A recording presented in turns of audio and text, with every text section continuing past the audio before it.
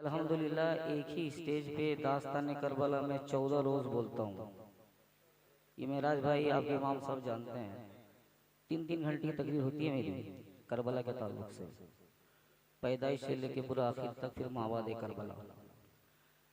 एक सवाल मैं आपसे करूंगा और आप ही फैसला कीजिएगा कि मक्कतुल मुकर्रमा से इमाम पाक माँ अहलो अयाल परिवार जब निकले, हजरत अब्दुल्ला इब्ने जुबैर, हजरत अब्दुल्ला इब्ने अब्बास, हजरत मोहम्मद इब्ने हनफिया, दिगर मुअज़्ज़ज़ जदीद बड़े बड़े सहाबा किराम ने इमाम पाक को रोका, रुक जाओ रुक जाओ।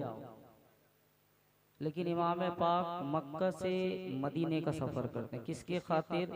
उम्मते मुस्लिमा के ईमान के तहफ़्फ़ुज़ के खातिर। बात समझ गए? क्यों आपने मक्का को छोड़ा? सन 60 हिजरी में हजरत अमीर माविया का जब इंतकाल होता है, यजीद खुद ब खुद तख्त नशी हो जाता है और अपनी खिलाफत का ऐलान कर देता है। इमाम हुसैन और हजरत अब्दुल्ला इब्ने जुबैर और दीगर सहाबा बैठ के मशवरा करते हैं कि यजीद तख्त पे बैठ गया है, अब वो मेरे हाथ से खिलाफत लेगा, बैत करेगा, और ये हुसैन जब तक जिंदा है यजीद पलीद के हाथ में अपना हाथ नहीं देगा, और मैं नहीं चाहता कि ये हरम है इसको पामाल किया जाए। मक्का से मदीना, फिर मदीना से कूफा, कूफा तक तो नहीं पहुंचते हैं, करबला तक का सफर होता है। उम्मत के ईमान के तहफ़्फ़ुज़ के खातिर, हम जैसे गुनहगार उम्मतियों के खातिर इमाम पाक ने अपनी जानों का नजराना पेश किया, अपनी औलादों का नजराना पेश किया, 6 माह के नन्हे अली असगर की कुर्बानी पेश की, बचपन के दोस्त हबीब इब्ने मज़ाहिर की कुर्बानी पेश की, ज़ुहैर बिन कैन की शहादत हुई। बहुत सी 72 नुफूस कुदसिया ने करबला मौला में दीन इस्लाम के तहफ़्फ़ुज़ के खातिर अपनी जानों का नजराना पेश किया।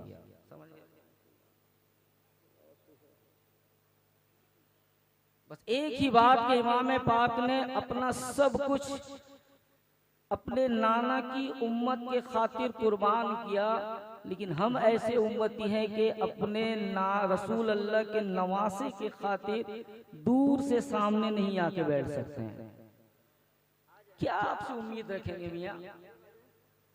हमारे यहाँ मिलाद शरीफ में से ज्यादा लोग बैठते हैं, बेचारे नकीब साहब का एक बार सुभान अल्लाह कहता है, एक बार अल्हम्दुलिल्लाह कहता है, एक बार अल्लाह अकबर कहता है, बंदा इधर कहता है, इधर कहना उसका खत्म होता है, रब तबारक व तआला उसके नाम पर जन्नत में एक खजूर का दरख्त।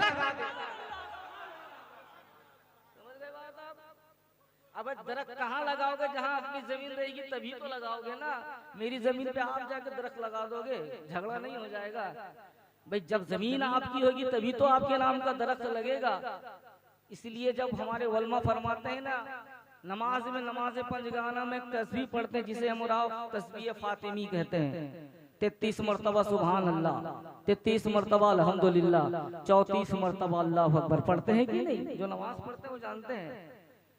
एक बार कहने में ये सवाब है, अगर बंदा 5 वक्त का नमाजी हो और 5 वक्त की नमाज में ये वजीफा, ये तस्बीह पढ़े, तो सोचो उसका जन्नत में कितना दरख्त लगेगा। ये दुनियादार की बात नहीं, रसूल पाक की बात बता रहा हूँ। तकरीर सुनना चाहते हैं आप लोग? सुनना चाहते हैं? शुरू किया जाए। बस आधा घंटा सुन लीजिए, अगर आपने साथ दिया तो फिर मैं आगे बढ़ूंगा। 4:10 पे मेरी ट्रेन है, अब अंदाजा लगा लीजिए। जिस तरह आप सुनेंगे स्पीड में, पहली बार मैं आपके दयार में आया हूँ, मुझे मालूम नहीं कि आपका मिजाज कैसा है। मेराज भाई मेरा मिजाज जानते हैं, मजमा बोलता है तो मैं चलता हूँ, अंदर से माल निकलता है। अल्हम्दुलिल्लाह, अल्हम्दुलिल्लाहि रब्बिल आलमीन वल आक़िबतु लिल मुत्तक़ीन वस्सलातु वस्सलामु अला रसूलिहिल करीम, अम्मा बाद। फ़ाऊज़ु बिल्लाहि मिनश शैतानिर रजीम, बिस्मिल्लाहिर रहमानिर रहीम। इन्नल्लाह मअस साबिरीन, सल्लल्लाहु अलैहि व सल्लल्लाहु रसूलुहुन नबियुल अमीनुल मतीनुल मकीनुल करीम व नहनु अला ज़ालिका लमिनश शाहिदीन व शाकिरीन वल्हम्दुलिल्लाहि रब्बिल आलमीन। अगर आपके मसलक पर अपने नबी पाक पर दुरूद व सलाम पढ़ना जायज़ है तो बगैर किसी तफसील के आका की बारगाह में दुरूद व सलाम का नजराना पेश करें।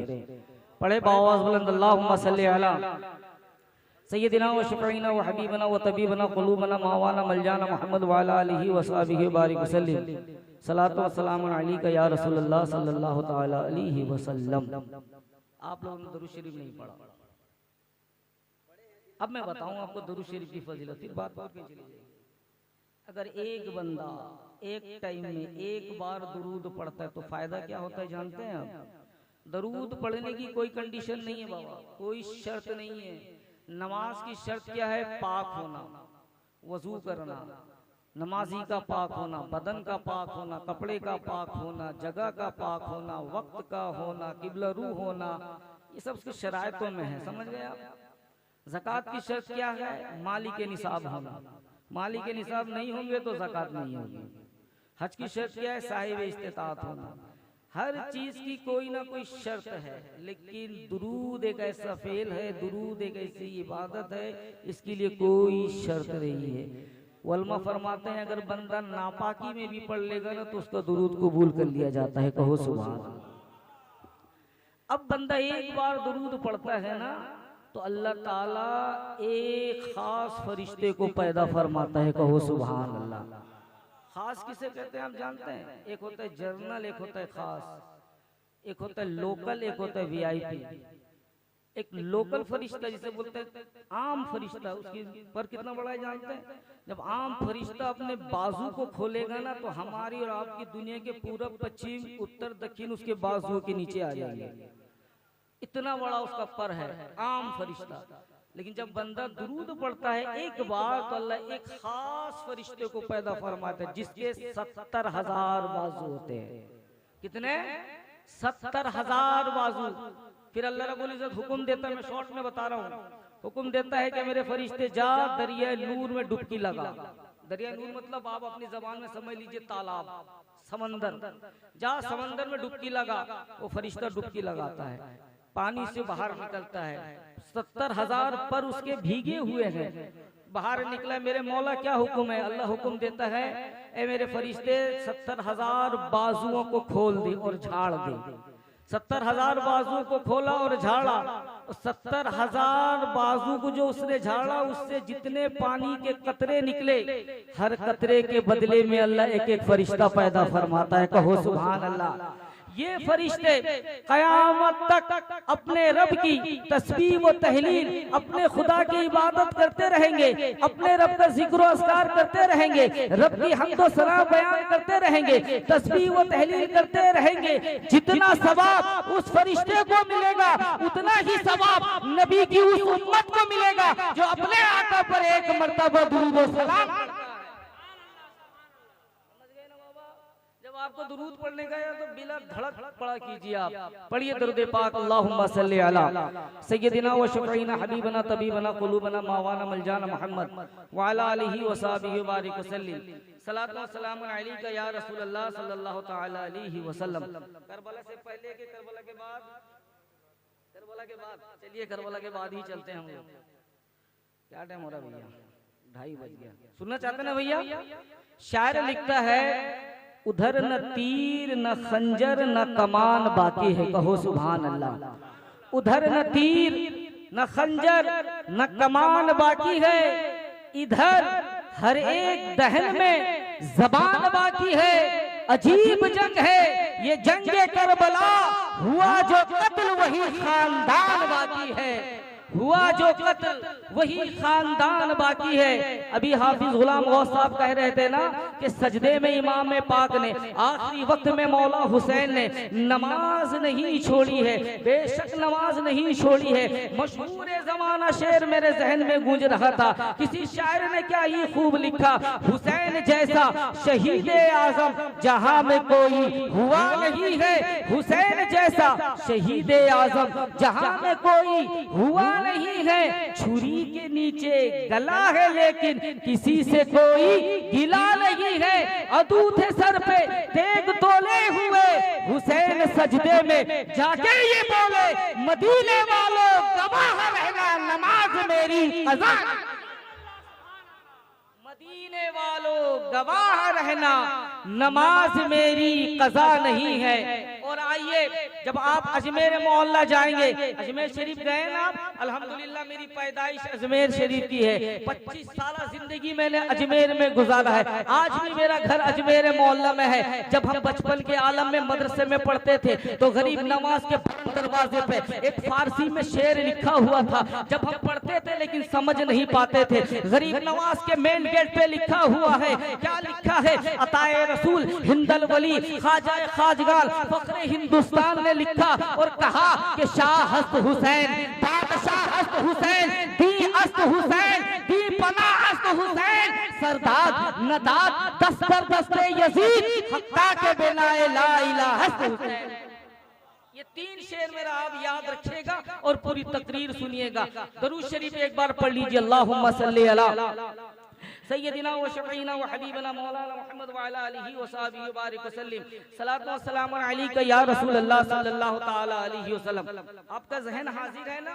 तारीख का वो चैप्टर मैं आपके सामने रखना चाहता हूँ, वो मौजू आपको बताना चाहता हूँ, वो बातें आपको सुनाना चाहता हूँ जिसे आप सुनने के बाद महसूस करेंगे कि ये दीन इस्लाम इतनी आसानी से हम तक नहीं आया है। न जाने कितनी कुर्बानियों का नजराना पेश करना पड़ा है।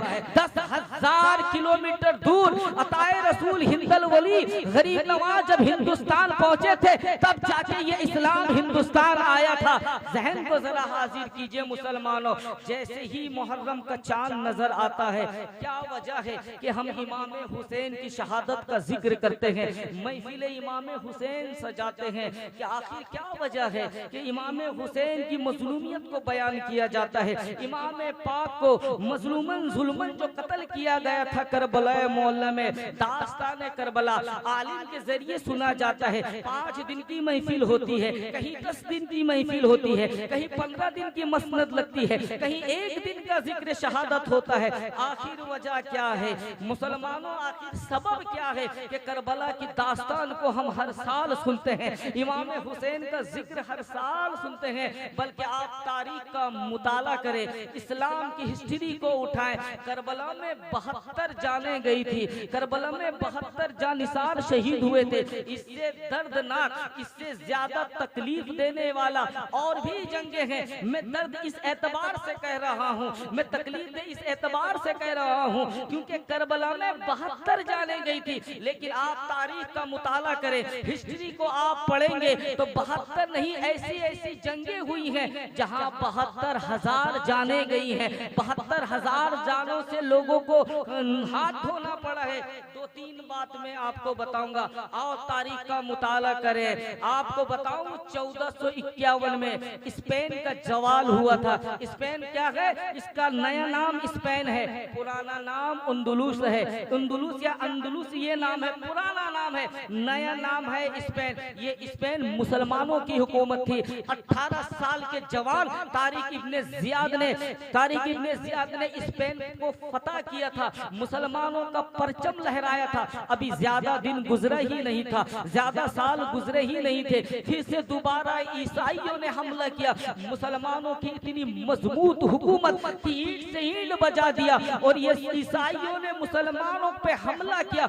जुल्म तशद्दुद का तो ये आलम था, सिपाहियों के मारने का तो शुमार नहीं।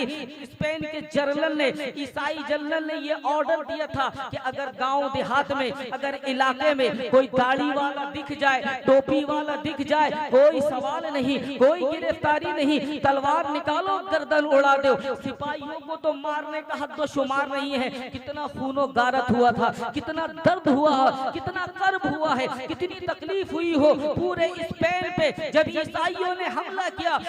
थे उसका हम और आप हिसाब नहीं लगा सकते। जब जुल्म और सितम का बाजार गर्म हुआ, स्पेन के जनरल का दिल इस पे भी नहीं भरा। स्पेन के जनरल ने दूसरा हुक्म नाफिज किया कि माओ की गोद से बच्चों को छुड़ा लिया जाए। 4 साल 3 साल 2 साल के नन्हे नन्हे बच्चों को, वल्मा फरमाते हैं कि 8000 छोटे छोटे बच्चों को जालिमों ने माँ की गोद से छुड़ा लिया और सामने बिठा दिया। फिर जनरल हुक्म देता है कि घोड़ सवार आओ, इन जिंदा बच्चों के ऊपर अपने घोड़े को दौड़ाओ, घोड़ों के टापों में बच्चों को दबा दिया जाए, बच्चों को कुचल दिया जाए। जनरल के हुक्म पर कई 100 सिपाही घोड़े पे सवार होके घसरपट घोड़े दौड़ाते हैं, बच्चों पे घोड़े चलाते हैं।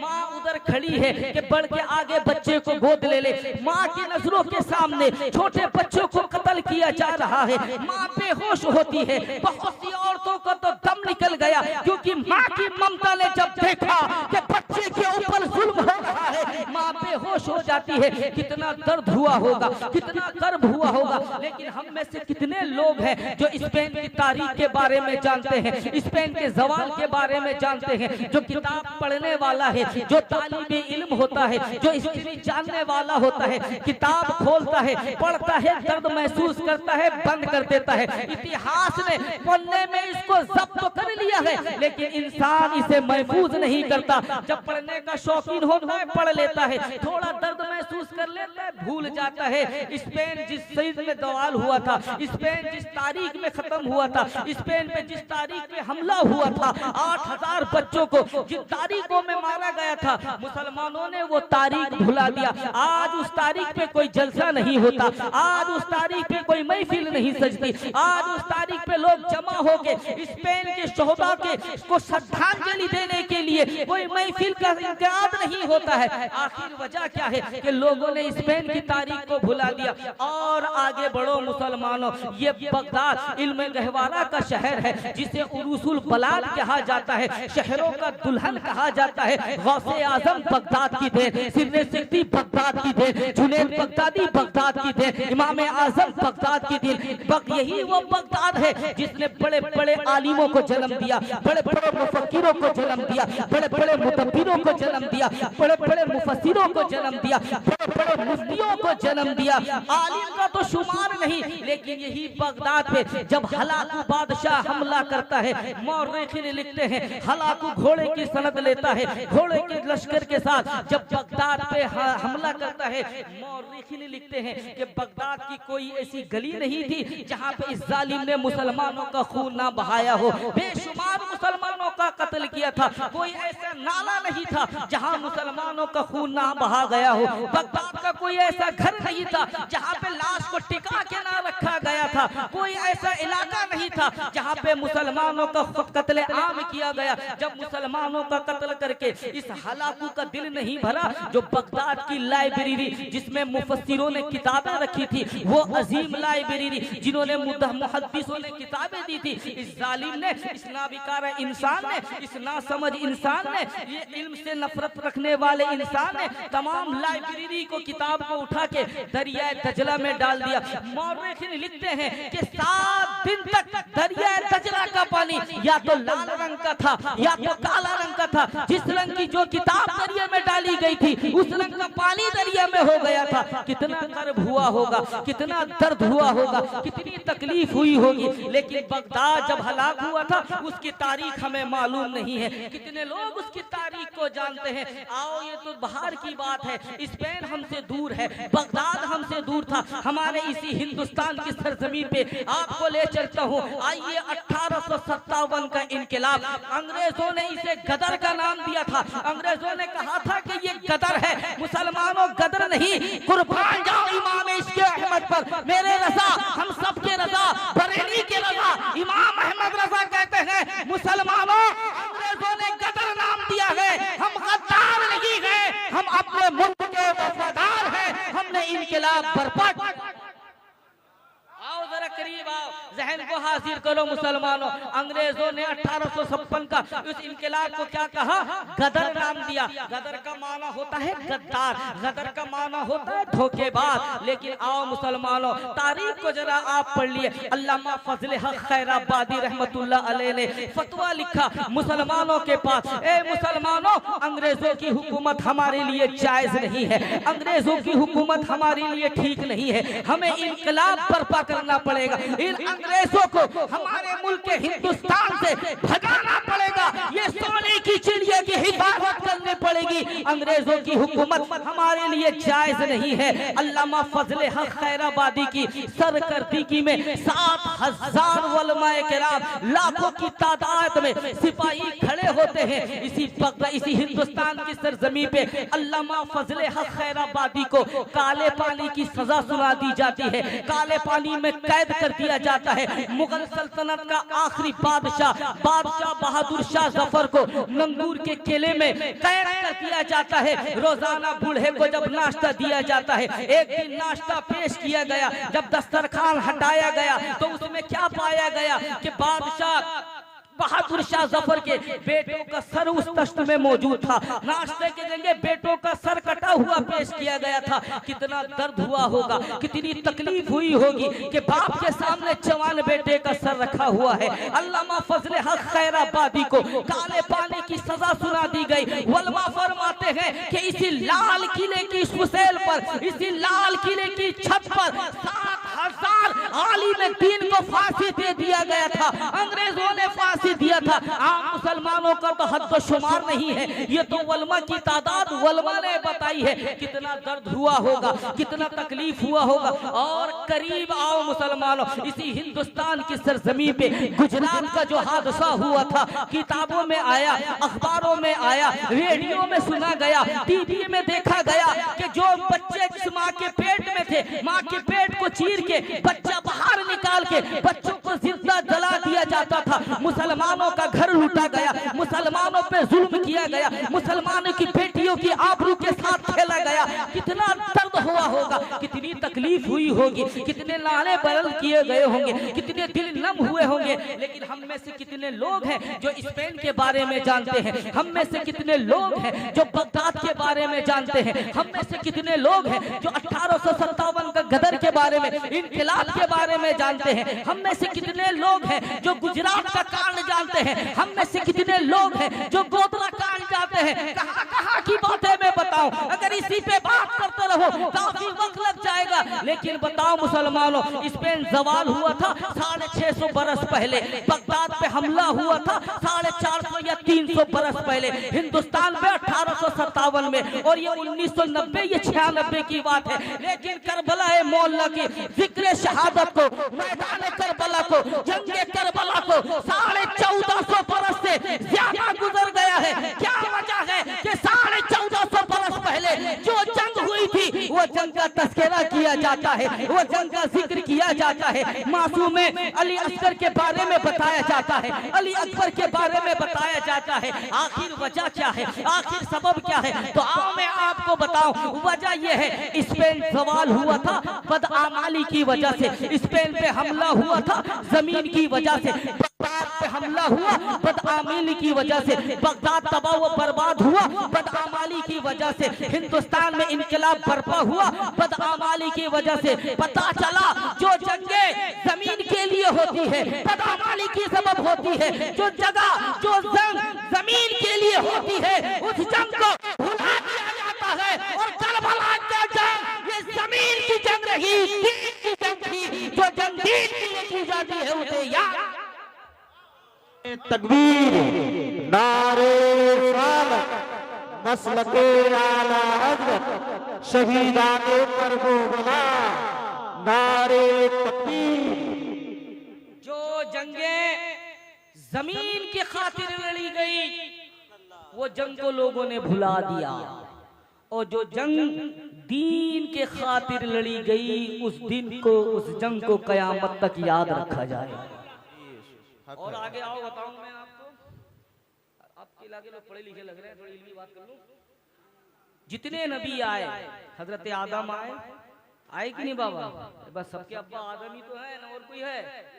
आदम ही है ना। हजरत आदम आए, हजरत शीश आए, हजरत नूह आए, हजरत ईसा आए, हजरत मूसा आए। 1,24,000 कमोवेश अंबिया किराम आते गए। मैं शॉर्ट में कुछ बातें बताऊं आपको। हर नबी साहिब शरीयत है। किसी को किताब दी गई, किसी को सहीफे दिए गए। हजरत मूसा अलैहिस्सलाम को क्या दी गई? तौरेत, सुना ना आपने? तौरेत दी गई। अभी हजरत मूसा का इंतकाल हुआ ही नहीं है कि कौम ने किताब को घटा बढ़ा के रख दिया, तहरीफ का शिकार हो गया। जो फायदे की बात थी रखा, जो जिस पे अमल करना कठिन था किताब से निकाल के फेंक दिया। हजरत ईसा अलैहिस्सलाम को इंजील दी गई। अभी हजरत ईसा को आसमान में उठाया ही नहीं गया कि इंजील जो है तहरीफ का शिकार बन गई, घटा बढ़ा दिया, कानून को मिटा दिया गया। हजरत दाऊद को जबूर दिया गया। अभी हजरत दाऊद दुनिया से तशरीफ लेके नहीं गए, कौम ने दाऊद को छोटा घटा दिया, बढ़ा दिया। लेकिन क्या वजह है कि कुरान मुकद्दस आज से 1450 बरस पहले जैसे नाजिल हुआ था, बेअैन ही आज भी वैसा मौजूद है। कहो सुभान अल्लाह। वजह क्या है? वजह ये है, रब की मशीयत से मैंने अर्ज किया, मेरे मौला तमाम नबियों की किताब, तमाम नबियों के कानून को मिटा दिया गया। मूसा के कानून को मिटा दिया गया, ईसा के कानून को खत्म कर दिया गया, आईने दाऊद को मिटा दिया गया, कौम ने तहरीफ कर दिया, लेकिन तमाम किताबों को मिटा दिया गया। कुरान महफूज है। वजह क्या है? तो खुदा की बारगाह से आवाज आती है, जितने नबी को हमने किताबें दी हैं, सहीफे दिए हैं, उन तमाम किताबें, उन तमाम सहीफे की जिम्मेदारी उन नबियों के ऊपर थी। इसलिए कौम ने तहरीफ कर दिया, इसलिए कौम ने मिटा दिया, इसलिए कौम ने निस्तो नाबूद कर दिया, इसलिए कौम ने खत्म कर दिया। लेकिन मुस्तफा जाने रहमत पे हमने जो कुरान नाजिल किया है, मेरे रसूल पे हमने जो मेरा कलाम नाजिल किया है, इसकी जिम्मेदारी हम खुद लेते हैं, इसकी जिम्मेदारी हम खुद करते हैं, इसका तहफ्फुज हम खुद करेंगे, इसकी हिफाजत हम खुद करेंगे। ये कौन कह रहा है? अल्लाह कह रहा है कि मोहम्मदुर रसूलुल्लाह पे जो किताब नाजिल की गई है, इसकी हिफाजत हम करेंगे। इसका ज़ेर नहीं बदला जाएगा, इसका ज़बर नहीं बदला जाएगा, इसका पेश नहीं बदला जाएगा, इसका हर्फ नहीं बदला जाएगा। आलम तसव्वुर में मैंने खुदा की बारगाह में अर्ज कर दिया, मेरे मौला तू कादिर मुतलक है,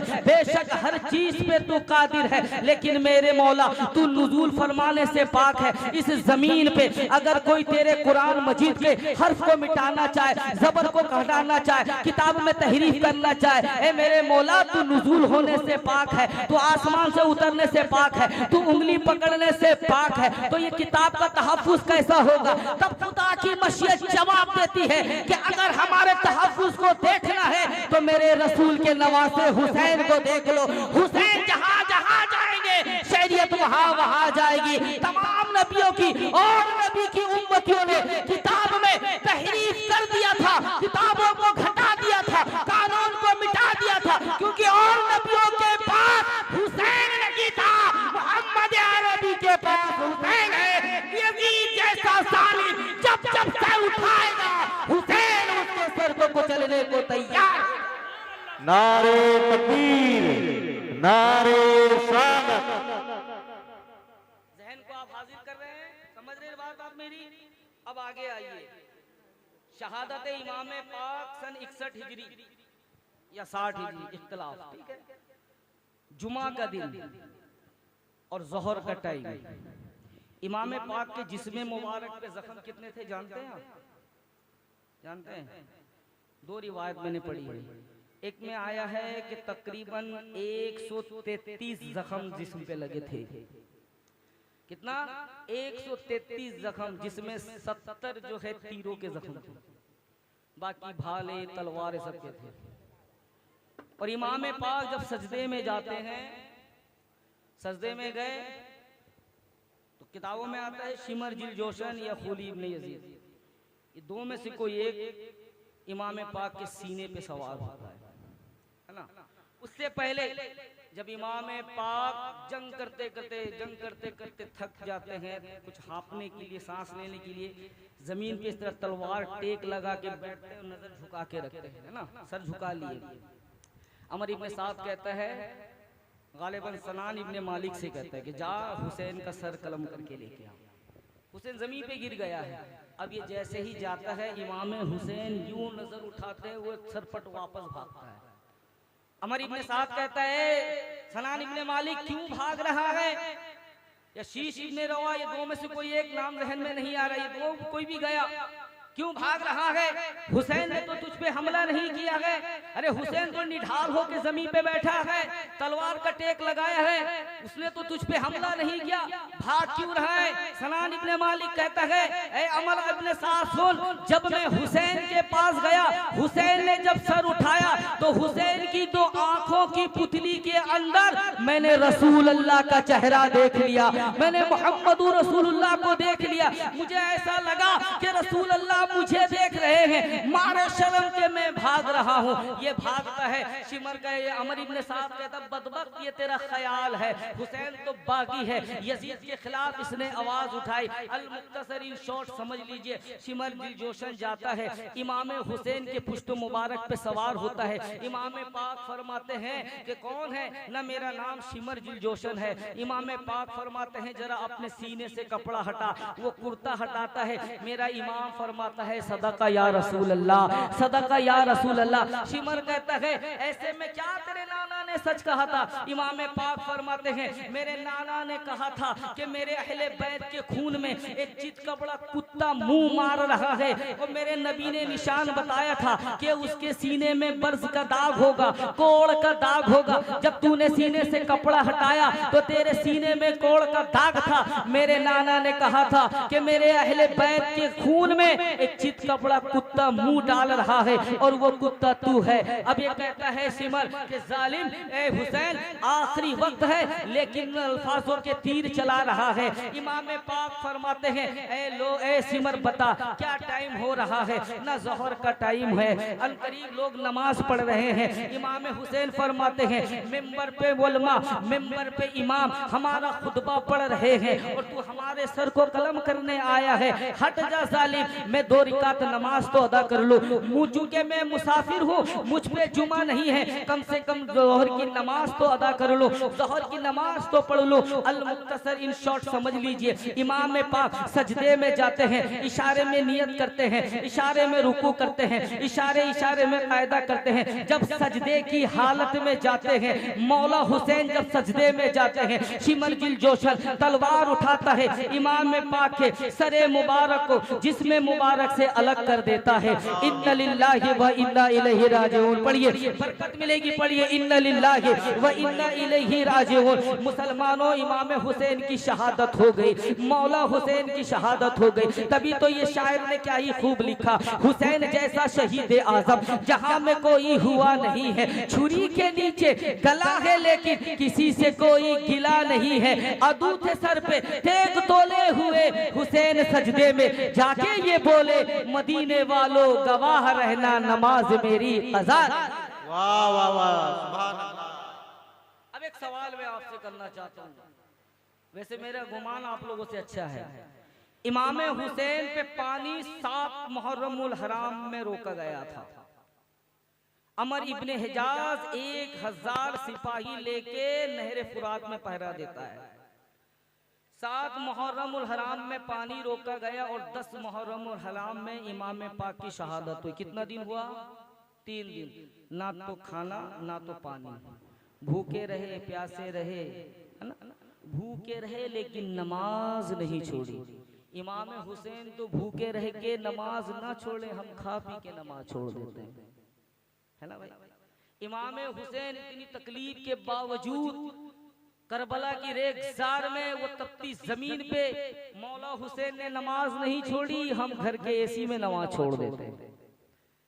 जिस्म पे जख्मों से निढाल कर दिया गया इमाम पाक को, अली असगर के हुलकूम पे तीर चलाया गया, अब्बास के बाजू काटे गए, अली अकबर के सीने पे नेजा मारा गया, कासिम की जवानी लूटी गई, हबीब इब्ने मज़ाहिर को शहीद किया गया, और मोहम्मद को कुर्बान किया गया, ज़ुहैर बिन कैन को मारा गया, अब्दुल्ला इब्ने कल्बी को कत्ल किया गया, और आगे बढ़ो, और मोहम्मद मुस्लिम इब्ने औसजा को मारा गया, उसके बेटों को मारा गया, मुस्लिम इब्ने अकील के बेटों को मारा गया, मौला अली के शहजादों को शहीद किया गया। इतनी शहादत शहादतों होने के बावजूद एक एक लाश को मौला हुसैन उठा के लेते आ रहे हैं। कभी बेटे की लाश को, कभी भाई की लाश को, कभी दोस्त की लाश को, कभी जानिशार की लाश को, कभी नन्हे बच्चों की लाश को मौला हुसैन उठा उठा के लाके खेमे में रखते हैं। लेकिन जैसे ही नमाज का वक्त होता है, अजान का वक्त होता है, अजान भी करबला में होती है, मौला हुसैन नमाज भी पढ़ के ये पैगाम देते हैं, ऐ मेरे नाना की उम्मती, जान जाती है तो जाए, नाना की शरीयत में आज ना आना पाए, वक्त पे नमाज अदा किया जाए। वाह वाह वाह, सुभान अल्लाह। ये पैगाम करबला हमें मिला, लेकिन अफसोस का मकाम है हम नमाज नहीं पढ़ते हैं। आपको मैं बताऊं, घंटे हम अभी खेल चलता गए, IPL, BPL, CPL, क्या क्या PL अभी चल रहा है, हमारे नौजवान उसको घंटे घंटे बैठ के देखते रहते हैं, है कि 3 घंटे हमारे नेट में गुजर जाते हैं। रात 12 बजे, 1 बजे, 2 बजे रातों में गुजर जाती हैं। गंदे मनासिर देखते देखते हम अपनी रातों को खराब करते हैं। जब आप 5 वक्त की नमाज का हिसाब लगाइएगा ना, तो मुश्किल से 1 घंटा निकलेगा। 24 घंटे में हम 1 घंटे अपने रब को नहीं दे सकते। कैसे हम गुलाम हुसैन बनेंगे? बहरहाल इमाम हुसैन की शहादत के बाद करबला मोहल्ला से ये काफिला कूफा की तरफ जाता है। ये एक लंबा सफर है, इस पे हम बोलेंगे, काफी वक्त लगेगा। कूफा में 3 दिन तक इमाम हुसैन पाक के सर को इब्ने ज़ियाद अपने दरबार के बाहर लटका देता है। मौर्रिखीन लिखते हैं कि जब इब्ने ज़ियाद के दरबार में मौला हुसैन का सर ले जाया गया, पेश किया गया एक तख्त में, खाल में, ये जालिम एक छड़ी उठाता है, इमाम हुसैन के लबे मुबारक पे लगाता है, छड़ी से मारता है, टच करता है। ये एक अलग टॉपिक, ये दर्द भरी बात है, इसको आप अगर तफसील से नहीं सुनेंगे समझ नहीं पाएंगे। अल मुख्तसर इन शॉर्ट समझ लीजिए। इब्ने ज़ियाद के दरबार में 3 दिन इन शहदाओं की लाश को, सरों को, लाश तो बॉडी तो करबला में छोड़ दिया था, सरों को काट काट के लेके गए थे ये लोग।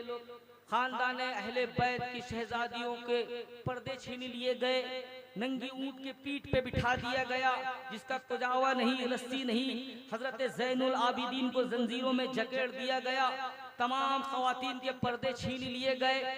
इतना जुल्म किया था। हम लोग सोचते हैं कि करबला मोहल्ला में शहादत इमाम हुसैन की शहादत के बाद करबला खत्म नहीं, करबला के बाद एक और करबला है जिसकी सिपर सालार हजरत ज़ैनब इमाम हुसैन की बहन है, हजरत खातून जन्नत की बेटी है, रसूल अल्लाह की नवासी है। हजरत ज़ैनब पे भी एक करबला गुजरी है। मुसलमानों जहन को हाजिर करो। अब 3 दिन के बाद अमर इब्ने साद के सदारत में इब्ने ज़ियाद ये काफिला को कहाँ भेजता है? दमिश्क भेजता है।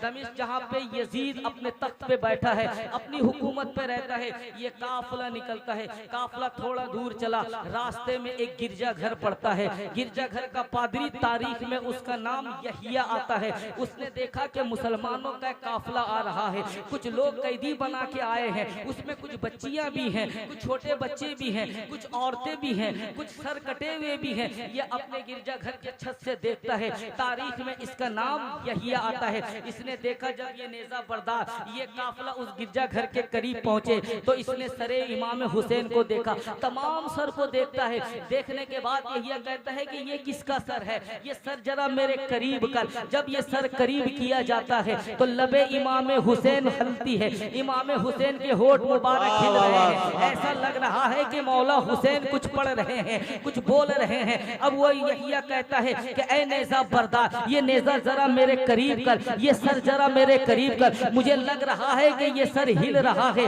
ये सर तो यहाँ है, इसका बॉडी कहाँ है, इसका जिस्म कहाँ है, इसका जसद अतहर कहाँ है? सर यहाँ नेज़े पर है और होठ हरकत कर रहे हैं। कुली इब्ने यजीद ने देखा कि हुसैन का होठ हिल रहा है, उस यहिया के सामने करते हैं। ये कान लगा के सुनता है तो उलमा फरमाते हैं मौला हुसैन कुरान की तिलावत कर रहे थे, कुरान पाक पढ़ रहे थे। अब यहिया ने कहा कि ये सर यहाँ है, जिस्म इसका कहाँ है, ये कौन है? तो उस कुली ने कहा ये बागी लोग हैं जिसने अमीरुल मोमिनीन माज़ल्ला यजीद के खिलाफ आवाज उठाई थी, हमने इनका कत्ल किया है, हमने इनसे जंग किया है और इनको खत्म कर दिया है। यहिया कहता है ये कौन लोग हैं, ये किस कबीले के हैं? न ये मोहम्मदुर रसूलुल्लाह के नवासे हुसैन है। यहिया कहता है कि जहां तक मैंने पढ़ा है हुसैन तेरे नबी के नवासे हैं, तू उस नबी का कलमा पढ़ता है, उसी का ये नवासा हुसैन है। हाँ ये उसी का नवासा हुसैन है। न सालिम बदबख्त जिस नबी का तूने कलमा पढ़ा, जिस नबी ने तुझे दीन दिया, जिस नबी ने तुझे शरीयत दी, उसी नबी के नवासे को तूने कत्ल कर दिया, उसी नबी के नवासे को मार दिया।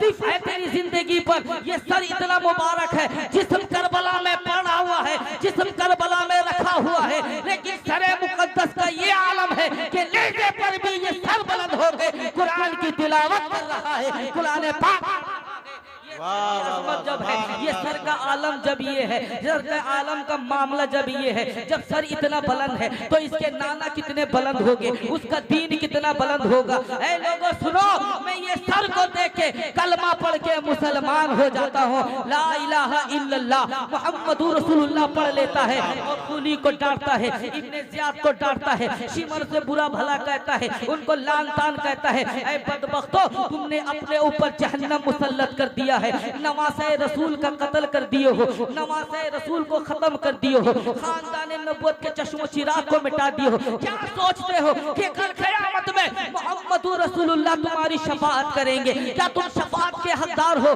तुमने तो अपने ऊपर जहन्नम मुसल्लत कर दिया। देखो तुम्हारी जिंदगी पर, दूर हो जाओ मेरी नजरों से, चले जाओ यहाँ से, मैं तुम्हारी शक्ल देखना नहीं चाहता। शिमर कहता है कि तूने कलमा तो पढ़ा ठीक है, लेकिन हमें लान तान क्यों कर रहा है, हमें बुरा भला क्यों कर रहा है? अब ये जैसे ये बात कहता है कि तू हमें बुरा भला क्यों कर रहा है? हुसैन रसूलुल्लाह का नवासा जरूर था, लेकिन यजीद का बागी था, यजीद का दुश्मन था, अमीरुल मोमिनीन का दुश्मन था। जैसे ही यहिया ने ये बात सुनी कि इमाम हुसैन को उसने बागी कहा है, इसी चलल में जो इसने कलमा पढ़ा था, हुसैन की मोहब्बत दिल में ऐसे बैठती है, तलवार निकालता है, शिमर से कहता है, ऐ सालिम अब तो मेरा तेरे साथ क़िताल करना वाजिब हो गया। जिस नबी का मैंने कलमा पढ़ा है, उसके नवासे को तू बुरा भला कह रहा है, उसके नाना को तू बुरा भला कह रहा है, उसके बाबा को तू बुरा भला कह रहा है, अब तो मैं तेरे साथ क़िताल करूंगा। ये कह के नारा लगाता है, यजीदी लश्करों में दाखिल हो जाता है, तलवारें चलती है। मौर्रिख़ीन लिखते हैं कि 7 यजीदी लश्कर को मार के, 7 यजीदी सिपाही को मार के यहिया भी शहीद हो जाता है, हुसैन की मोहब्बत का इनाम। वाह वाह वाह, सुभान अल्लाह सुभान अल्लाह। बात बहुत लंबी फैल जाएगी, मुख्तसर बातें सुन लें आप। फिर ये काफिला आगे बढ़ा, वहां से निकल के आगे बढ़ा, फिर एक और गिरजाघर पड़ता है। उस गिरजाघर का पादरी अपने छत पे देखा है, वही वाकया पूरा आया। उसने कहा तुम लोग कौन हो? अमर इब्न साद कहता है कि एक रात हम यहाँ ठहरेंगे, सुबह यहाँ से हम लोग जाएंगे, इजाजत दो। कौन हो? न हम लोग यजीद के फौज हैं, बागियों ने सर बुलंद किया था, उसका सर कलम करके हम लेके आ रहे हैं। तो बोलता है वो सर किसका है? न ये मोहम्मद रसूलुल्लाह के नवासे हुसैन का सर है। उसने कहा सर को जरा मेरे करीब कर। सर जब करीब, मैं शॉर्ट में बता रहा हूँ, सर जब करीब किया, फिर लबे हुसैन हरकत कर रही है, इमाम हुसैन कुरान की तिलावत कर रहे हैं। वो पादरी कहता है ए नेज़ा बरदार, क्या एक रात के लिए ये सर तू मुझे देगा? कहो सुभान अल्लाह। सुनना चाह रहे ना भैया? एक रात के लिए ये सर मुझे देगा, अगर एक रात ये सर तू मेरे पास रखेगा तो इसके बदले में बेशुमार तुझे दिरहम और दीनार दूंगा, बेशुमार दिरहम और दीनार, मेरी जिंदगी की जितनी कमाई मैंने जमा की है ये सब तुझे दे दूंगा। वो राजी हो गया, अरे पैसे के लिए हमने ये सब किया है, दौलत पाने के लिए किया है, दुनिया की दौलत के लालच में ये काम किया है। सर देता है, कहता है कि ए पादरी ये सर को संभाल के रखना, इस सर को नुकसान नहीं होना चाहिए, ये सर को किसी तरह की तकलीफ नहीं देना, अगर तू ये सर को लेके भागेगा या नुकसान पहुंचाएगा तो तुझे सख्त सजा दी जाएगी। पादरी कहते हैं घबराओ नहीं, सुबह ये सर मैं तुम्हें दे दूंगा। मजे की बात सुनिए, अब वो सर इमाम हुसैन को लेता है अपने खास इबादत खाना में, जहां वो इबादत करता। पादरी किसे कहते हैं? जो ईसाई लोग होते हैं, जो ईसा अलैहिस्सलाम के मानने वाले को पादरी कहते हैं, जिसका गिरजा घर होता है। आप लोग देखो ना शहरों में गिरजा घर होता है, तो ये अपने इबादत मखसूस इबादत खाने में सरे मुबारक को ले जाता है, एक तश्त में रखता है, प्लेट में रखता है, गुलाब का पानी लाता है, मुकद्दस पानी लाता है, इत्र डालता है, सरे मुबारक को धुलता है। कहो सुभान अल्लाह। बाल मुबारक जुल्फ मुबारक को धुलता है, जो खून लगे हुए थे साफ करता है, और तश्त में वो सरे इमाम पाक को रख देता है और हाथ बांधे खड़े होकर ज़ियारत करता है।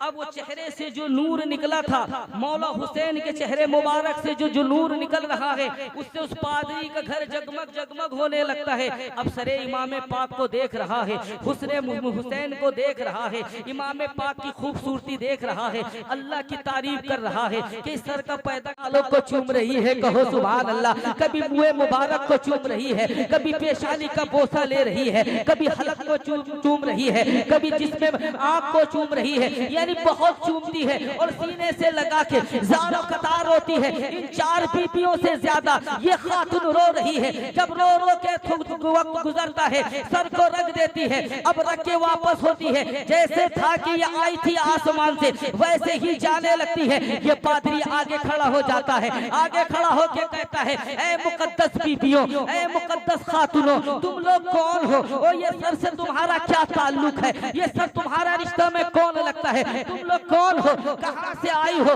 जब ये कहते हैं कि जब तक अपना तारुफ नहीं कराओगे, अपनी पहचान नहीं बताओगे, तो मैं जाने नहीं दूंगा। पादरी आगे रास्ता घेरे खड़ा हो गया।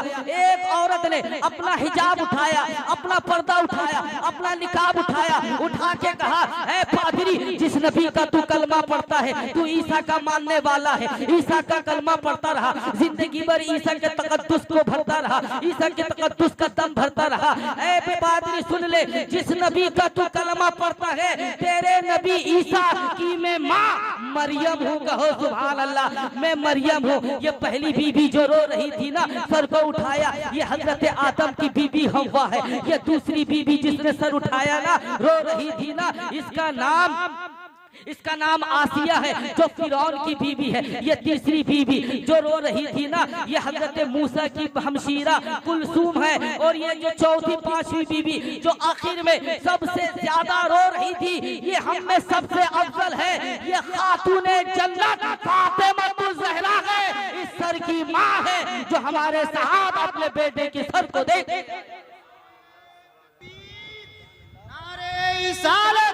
मसलके आला हज़रत उलमे सुन्नत जिक्र शोदे करबो भला नारे तकबीर नारे रिसालत।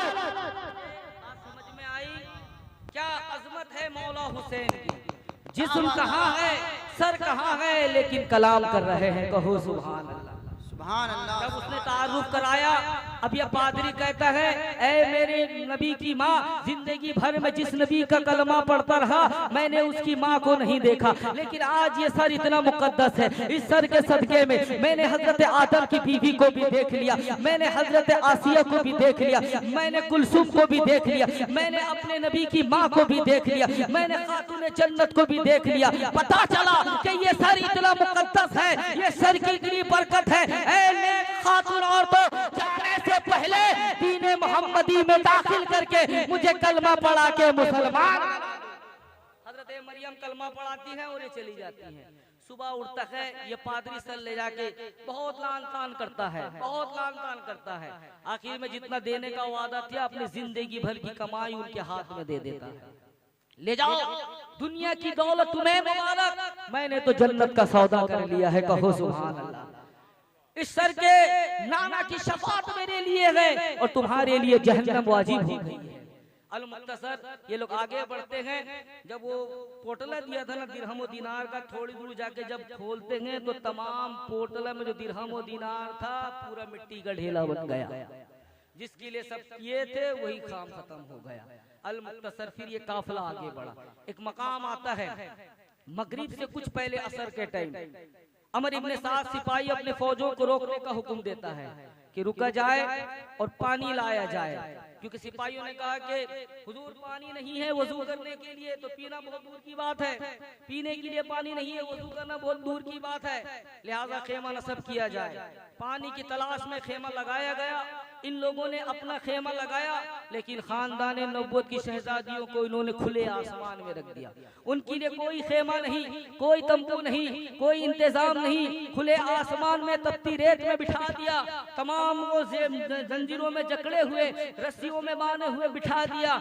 नन्ही सी सकीना है, वो भी उसमें मौजूद है। ये सिपाही पानी की तलाश में जाते हैं। जब कुछ वक्त गुजरता है, धूप इतनी तेज होने लगी, हजरत सकीना उठ के कहीं चली जाती है, छांव की तलाश में चली गई। सरे इमाम हुसैन जिस नेज़े पे था, खूली ने उस नेज़े को जमीन में गाड़ दिया था, रेत में गाड़ दिया था, रेत में इस तरह टेक लगा के गाड़ दिया था। सर ऊपर है, नेज़ा नीचे है। अल्लाह अकबर। हजरत सकीना कहीं चली जाती है, छांव की तलाश में जाके बैठ जाती है, लेकिन इन औरतों को पता नहीं चला। उसमें सैयदा ज़ैनब भी है, सैयदा रुबाब भी है, शहरबानो भी है, और खवातीन इस्लाम भी उसमें मौजूद है। लेकिन किसी को मालूम नहीं हुआ, किसी को पता नहीं चल सका कि सकीना उठ के गई तो कहाँ गई, क्योंकि सब थके हुए हैं, थके मारे गम के मारे हैं। जो जिसके हाल में है, सकीना ऐसे हालत में उठ के किसी खजूर के दरख्त या किसी छांव को तलाश करते हुए चली जाती है। अमर इब्ने साद के सिपाही आए, ये अपना पानी लेके आए, अपना काम मुकम्मल किया, खेमा उठाने का हुक्म दिया। अमर ने कहा खेमा उठाया जाए, हम एक पहर चलेंगे, फिर रात को कहीं रुकेंगे, थोड़ा हमें चलना है, आगे बढ़ना है। तमाम खेमा उठा लिए गए। खवातीन इस खानदान नबूवत की शहजादियों को ऊंट पे बिठा दिया गया। हजरत ज़ैनुल आबिदीन को जंजीर में जकड़ के ऊंट पे बिठा दिया गया। यानी सब सवार हो गए हैं। अब ये खेमा भी चलने तैयार है, पूरी सवारी चलने को तैयार है। इमाम हुसैन का सरे मुबारक जिस नेज़े पे था, जो रेत के ढेले पे गाड़ा था, अब कुली का सिपाही आके उस नेज़े को उखाड़ना चाहता है, लेकिन नेज़ा हिल नहीं रहा है। कहो सुभान अल्लाह। नेज़ा हिल नहीं रहा है, नेज़ा हरकत नहीं कर रहा है। दो आदमी आगे बढ़ता है, तीन आगे बढ़ता है, लेकिन नेज़ा टस से मस नहीं हो रहा है, नेज़ा हिल नहीं रहा है। कुली ने कहा क्या बात है, ना हुजूर नेज़ा उठने का नाम नहीं ले रहा है, जमीन में तो गाड़ा तो उठ जाना चाहिए। मट्टी हटाया गया। अल्लाह ही जाने कि नेज़ा का ऊपर का हिस्सा तो नजर आ रहा है, लेकिन आखिरी हिस्सा, उसकी इंतहा जमीन में कहां तक धसी है, किसी को पता नहीं चल पा रहा है। नेज़ा हिल नहीं रहा है। शिमर कहता है क्या बात है। अमर इब्ने साद कहता है क्या मामला है। ना हुजूर नेज़ा जमीन से उखड़ नहीं रहा है, जिस नेज़े पे हुसैन का सर है वो नेज़ा बाहर नहीं आ रहा है। अमर इब्ने साद कहता है शिमर क्या किया जाए। अब शिमर कहता है कि अगर इस सवाल का जवाब किसी के पास है तो वो नबी के घर वालों के पास है, वो खानदान अहले बैत के पास है। जाओ ज़ैनुल आबिदीन से पूछो कि हुसैन का सर जिस नेज़े पे रख के जमीन में गाड़ा गया है, वो नेज़ा बाहर क्यों नहीं आ रहा है। अब शिमर आता है, कुली इब्ने यजीद आता है, हजरत ज़ैनुल आबिदीन ऊंट पे सवार हो गए थे। अमर इब्ने साद कहता है ऐ ज़ैनुल आबिदीन एक सवाल करना चाहते हैं। ना पूछो क्या सवाल पूछना चाहते हो, ना बात जरा ये बताओ, जिस नेज़े पे तुम्हारे बाप हुसैन का सर है, वो नेज़ा हमने रेत में गाड़ा था, वो नेज़ा रेत से उखड़ क्यों नहीं रहा है, निकल क्यों नहीं रहा है। जैसे कि ज़ैनुल आबिदीन ने ये बात सुना कि अब्बा का सर जिस नेज़े पर है वो नेज़ा बाहर नहीं आ रहा है, ऊंट से जमीन पे आते हैं, दौड़ के अपनी फूफी हजरत ज़ैनब के पास आते हैं, आके कहते हैं फूफी जान जरा आवाज तो लगाइए, अहले बैत में कोई छूट तो नहीं रहा है, हमारे घर वाला कोई फर्द पीछे तो नहीं रह गया है, कोई गुम तो नहीं हो गया। हजरत ज़ैनब ने आवाज लगाया सैयदा रुबाब हाजिर हूँ, शहरबानो हाजिर हूँ, ज़ैनुल आबिदीन हाजिर हूँ, फलाना हाजिर। जिसका नाम लेती गई सबने हाजिरी हाजिरी कहा, लेकिन जब सकीना का नाम लिया सकीना जवाब नहीं मिला, सकीना जवाब नहीं मिला, सकीना जवाब नहीं मिला। हजरत ज़ैनब परेशान होती है, कहती है बेटा ज़ैनुल आबिदीन हमने सकीना को खो दिया, हो सकता है सकीना पीछे रह गई है। अब जिस दम से वो काफिला आया था हजरत ज़ैनब दौड़ती चली जा रही है, ज़ैनुल आबिदीन दौड़ रहे हैं और लोग दौड़ रहे हैं। हजरत ज़ैनब कहती है हाय सकीना अभी तेरे बाबा का गम हमसे दूर नहीं हुआ था, तेरे बाबा को जुदा हुए हमसे ज्यादा वक्त नहीं गुजरा था। ऐ सकीना हमने तुझे भी खो दिया, हमने तुझे भी खत्म कर दिया, ऐ सकीना तू कहाँ चली गई। ये कहते हुए जा रही है। अब जाते जाते क्या देखती है, नजर पड़ती है कि एक खजूर का दरख्त है, एक नकाबपोश औरत है, उसकी गोद में सकीना सर रख के आराम कर रही है, कहो सुभान अल्लाह। सर रख के सोई है वो नकाबपोश औरत से सकीना कहती है करबला की दास्तान, करबला की बातें कहती है कि भाई अली अकबर के सीने पे ऐसा छुरा चलाया गया था, भाई अली अकबर के सीने मुबारक पे जालिमों ने ऐसा नेज़ा मारा था, चचा अब्बास के बाजू काटे थे, भाई कासिम की जवानी लूटी गई थी, अली असगर की गर्दन पे तीर चलाया गया था, हुरमुला इब्न ताहिर नाम के बदबख्त ने मेरे छोटे भाई अली असगर की गर्दन पे तीर चलाया था, बाबा को ऐसे शहीद किया गया था, हमारा खेमा ऐसा लूटा गया था। यानी दास्तान करबला अपनी तोतली जबान में रो रो के सुना रही है। वो नकाबपोश औरत भी रो रही है, वो नकाबपोश खातून भी रो रही है। हजरत ज़ैनब ने देखा कि खातून की गोद में सकीना है, जाके कहती है ए नेक खातून, हम तेरा शुक्र अदा करते हैं कि तूने सकीना की हिफाजत कर ली। अगर आज तू सकीना की हिफाजत नहीं करती तो सकीना कहाँ चली जाती, सकीना को हम कैसे पाते। तेरा बहुत हम शुक्र अदा करते हैं। याद रख, हम सखी घराने की सखी बेटी है। आज हमारे पास देने को तो कुछ नहीं है, लेकिन कल कयामत के दिन मैं अपनी अम्मी जान फातिमा से तुझे इसका बदला दिलाऊंगे, फातिमा से कह के तुझे जन्नत में दाऊंगे। आज हमारे पास देने को कुछ नहीं है। जब हजरत ज़ैनब ने ये कहा, वो नकाबपोश खातून, वो मुकद्दस बीवी, वो नेक औरत जिसने जो खजूर के दरख्त के नीचे बैठी थी, अपने चेहरे से निकाब उठाती है, पर्दा उठाती है और कहती है नजर उठा के देख ले, तेरे सामने तेरी माँ फातिमा तु ज़हरा।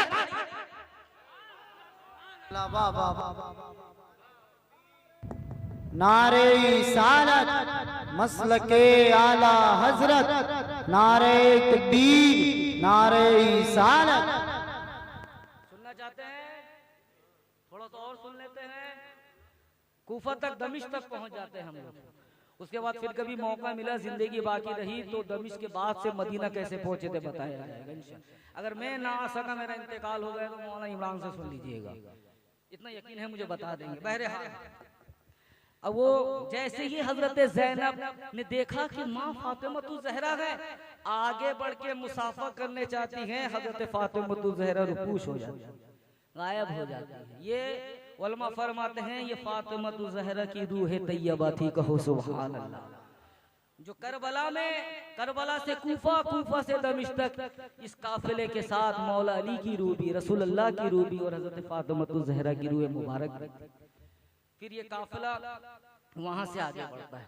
जब दमिश्क के दरवाजे पे पहुंचते हैं, समझ गए ना, दमिश्क के दरवाजे पे पहुंचे, यजीद को खबर दिया गया कि अमर इब्न साद बागियों का माज़अल्लाह हुसैन को कत्ल करके उसके तमाम वो कुफा का सर लेके आ रहा, क्या किया जाए।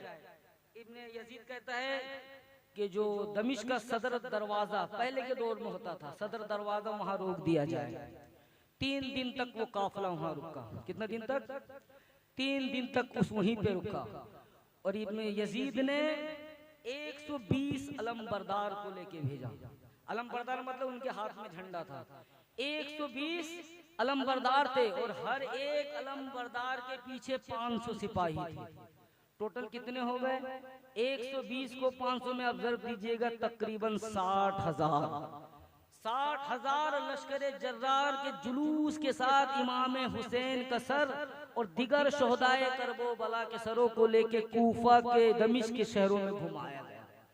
3 दिन तक रोका गया ताकि वो मनूस शहर दमिश्क को सजाया जाए, ढोल बजाए जाए, ताशे बजाए जाए। 120 अलमबरदार और उसके पीछे, हर अलमबरदार के पीछे 500 सिपाही जिनके हाथों में ढोल ताशे, ढोल बजाते रहे, यजीद की फतह का गुनगाते रहे, मुबारकबादी देते रहे।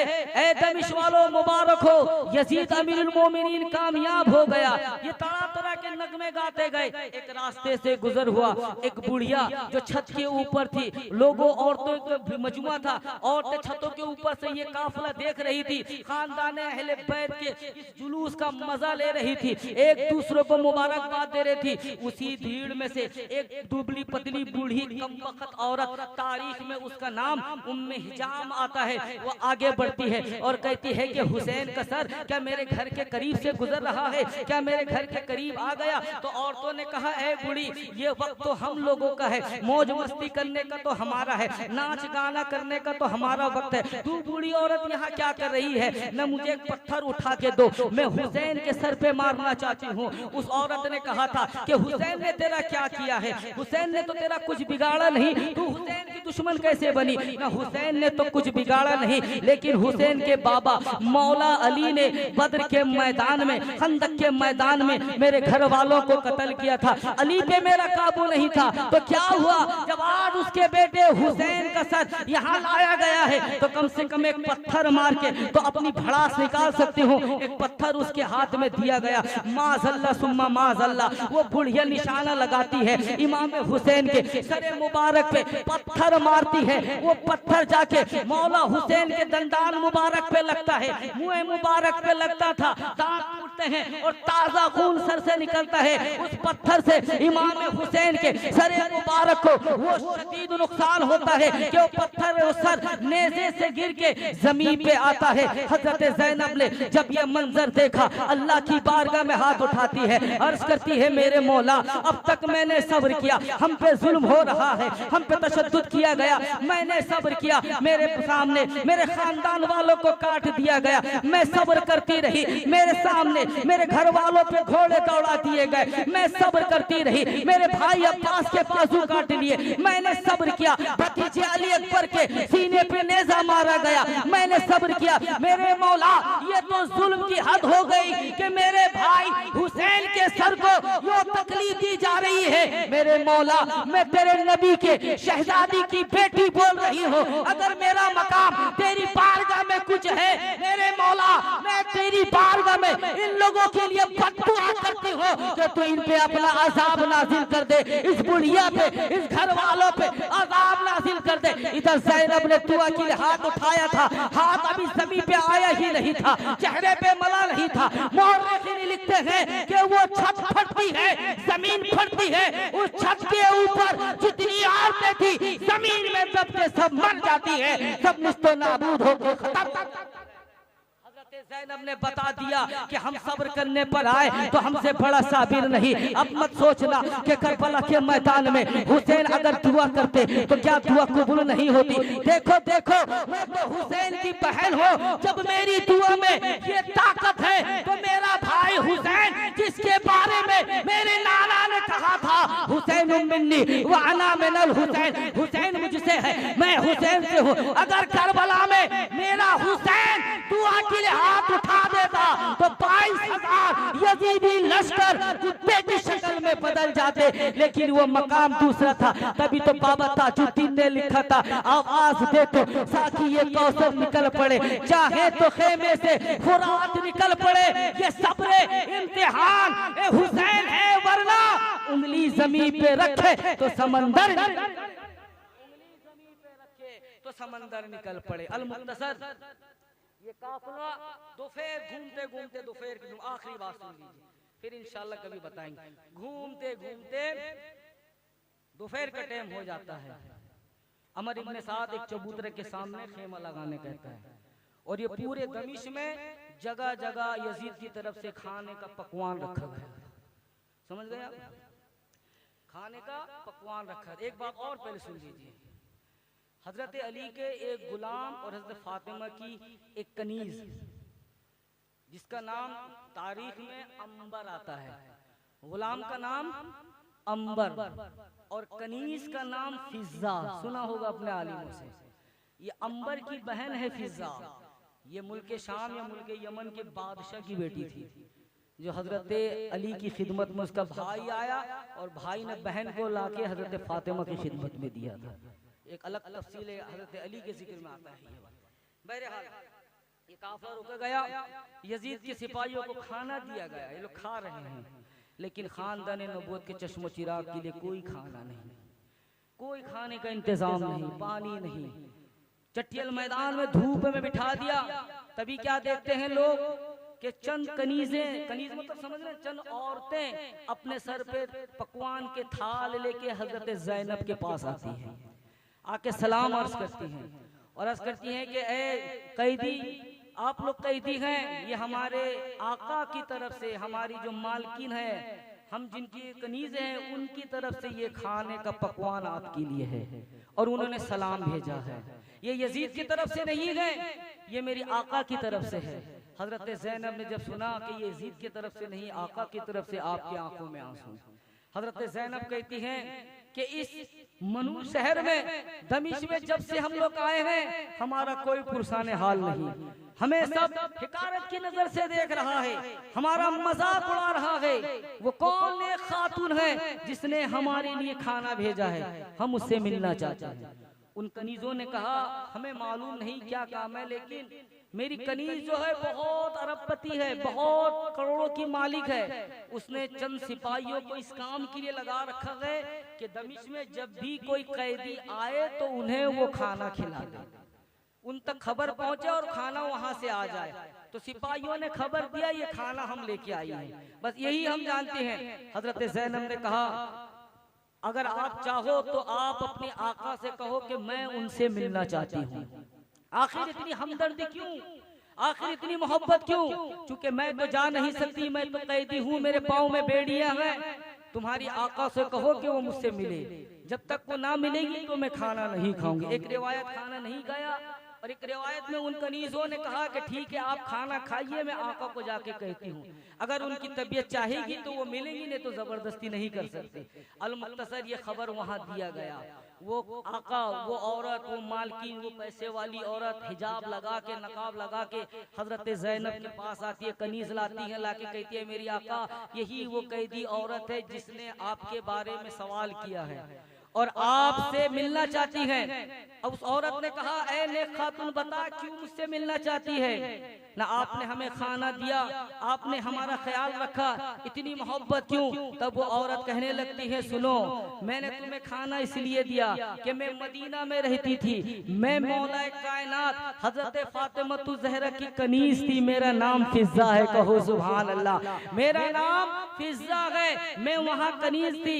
एक अमीर आदमी की, दमिश्क के इस अमीर रईस जादे की नजर मुझ पे पड़ी, उसने मौलाए कायनात को कहा, मौलाए कायनात ने मेरी आका फातिमा को कहा अल्लाहु अकबर, मेरा रिश्ता तय हो गया। हजरत फातिमतु ज़हरा ने मेरे जहेज का सामान तैयार किया, मुझे बेटे मुझे दुल्हन बनाया, मुझे सजाया, दुल्हन की तरह विदाई की, रुखसत की। जब मैं रुखसत होने लगी ना तो हजरत फातिमा ने मेरा हाथ पकड़ के कहा बेटी फिज़्ज़ा तू मेरी बांदी जरूर है, मेरी नौकरानी जरूर है, लेकिन मैंने तुझे कभी नौकरानी की नजर से नहीं देखा, मैंने तुझे बेटी की नजर से देखा है, मैंने तुझे अपने लगते जिगर की नजर से देखा है। अल्लाह ने तुझे मौका दिया है, बड़े घर में तेरा रिश्ता हो गया है, तेरा शौहर मालदार है, तेरा शौहर पैसादार है। बेटी याद रखना, अपनी दौलत को अल्लाह की राह में खर्च करते रहना, जो कुछ दौलत अल्लाह ने दिया है उसे अल्लाह की राह में खर्च करते रहना, अल्लाह तुझे बरकत देगा। सबसे अच्छा अमल ये बेटी, जा तू दमिश्क में जा रही है ना, जब भी तेरे शहर में कोई कैदी आए या कोई कैदी को लाया जाए, कोई मुसाफिरों को लाया जाए, किसी को कैदी बना के लाया जाए, तो बेटी उन्हें खाना खिला देना और उनसे दुआ करवा लेना, क्योंकि कैदी की दुआ, मुसाफिरों की दुआ अल्लाह ताला कबूल करता है, कहो सुभान अल्लाह। बस वो दिन था, एक जमाना हो गया है, एक जमाना हो गया, मैं मदीना नहीं गई। मैंने सुना कि मेरी माँ फातिमा का इंतकाल हो गया है, मैंने सुना कि बाबा अली का भी इंतकाल हो गया है, लेकिन मैं जब वहाँ उनके यहाँ थी तो दो नन्हे नन्हे बच्चे थे, एक का नाम हसन था, एक का नाम हुसैन था, एक बड़ी बच्ची थी जिसका नाम ज़ैनब था, वो मेरे गोद में खेला करती थी, मैं उसे नहलाया करती थी, मैं उससे प्यार करा करती थी, वो मेरे साथ घर के काम में हाथ बटाया करती थी। एक जमाना हो गया है, उसकी शक्ल मैंने नहीं देखी। मेरी माँ फातिमा ने कहा था कि जब भी कैदी को खाना खिलाओ ना तो दुआ करवा लेना, तुम्हारी दुआ कबूल होगी। ऐ कैदियों, तुम भी दुआ कर दो कि मेरी हयात हो चुकी है, गालिबन मैं 80 साल की हो चुकी हूँ, मेरी मौत का वक्त करीब हो चुका है, अनकरीब मेरी रूह निकल जाएगी, लेकिन मेरी आखिरी ख्वाहिश ये है, मैं आपसे दुआ करवाना ये चाहती हूँ कि मरने से पहले पहले एक बार हुसैन का चेहरा देख लो, एक बार हसन को देख लो, एक बार ज़ैनब को देख लो। जिस हुसैन को मैंने बचपन में गोद में खिलाया, आज वो हुसैन को जवान हो गया होगा, उसके बच्चे भी होंगे, वो तो शबाब के आलम में होगा, उसका शबाब का आलम क्या होगा। ऐ नेक खातून दुआ कर दे कि उसकी शक्ल में देख लो, उसको देखे बिना मेरा इंतकाल ना हो। जब इस खातून ने ये बात कही, हजरत ज़ैनब जो पर्दे में थी उसने निकाब उठाया और कहा, ऐ फिजा सुन ले, अल्लाह ने तेरी दुआ कबूल कर ली है, तेरे सामने जो खड़ी है वो कैदी कोई और नहीं, तेरी माँ फातिमा की बेटी ज़ैनब तेरे सामने कैदी बन के खड़ी है। जैसे ही ज़ैनब का नाम सुना, ये आगे बढ़ती है, गले से लगाती है, हाँ ये दिल